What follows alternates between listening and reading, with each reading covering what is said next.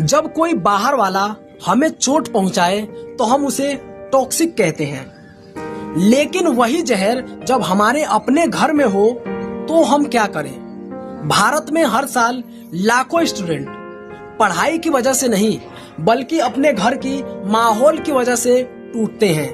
उन पर घर वालों का इतना प्रेशर होता है कि वो ये तक भूल जाते हैं कि उनकी अपनी कोई पहचान है भी या नहीं।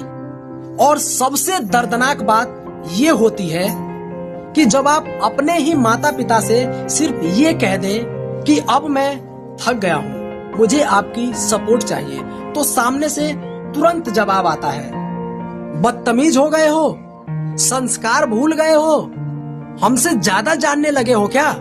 दोस्त, ये वीडियो हर उन युवाओं के लिए है जो अपने ही घर में समझे जाने की लड़ाई लड़ रहे हैं, जो चुप तो हैं लेकिन अंदर ही अंदर रोज मरते रहते हैं। और अब समय आ गया है सच बोलने का। तो चलिए शुरुआत करते हैं, और जिनको सब इग्नोर करते हैं हम उसी की बात करते हैं।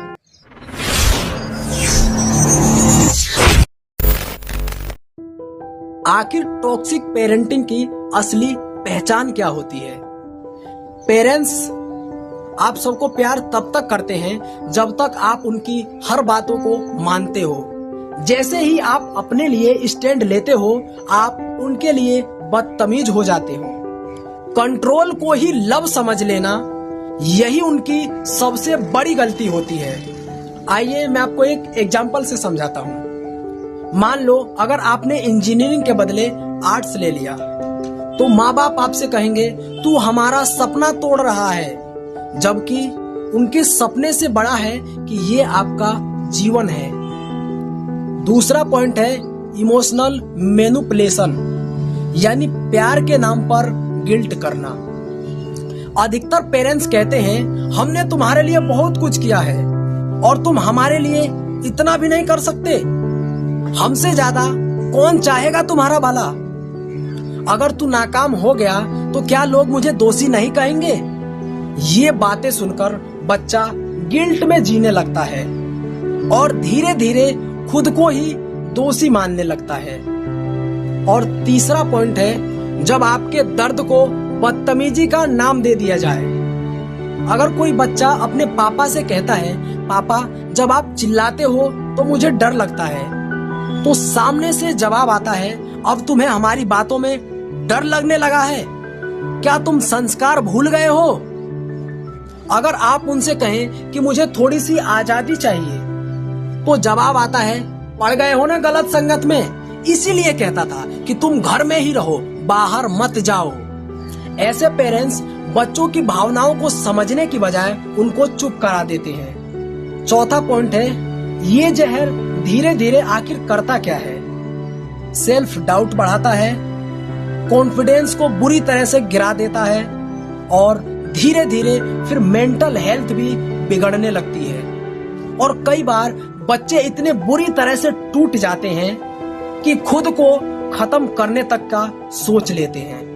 पांचवा पॉइंट है आखिर इससे निकलने का रास्ता क्या है। सबसे पहले सेल्फ अवेयरनेस बढ़ाओ। सबसे पहले तुम ये एक्सेप्ट करो कि ये टॉक्सिक है। खुद को गलत मत ठहराओ अगर तुम दर्द महसूस कर रहे हो। दूसरा, बाउंड्री सेट करो। जहां हो सके वहां ना कहना सीखो। हर बात पर हाँ कहना ये संस्कार नहीं बल्कि अपने आप से गद्दारी है। तीसरा है इमोशनल सपोर्ट खोजो। भरोसेमंद दोस्त, कोई मेंटर या कोई काउंसलर।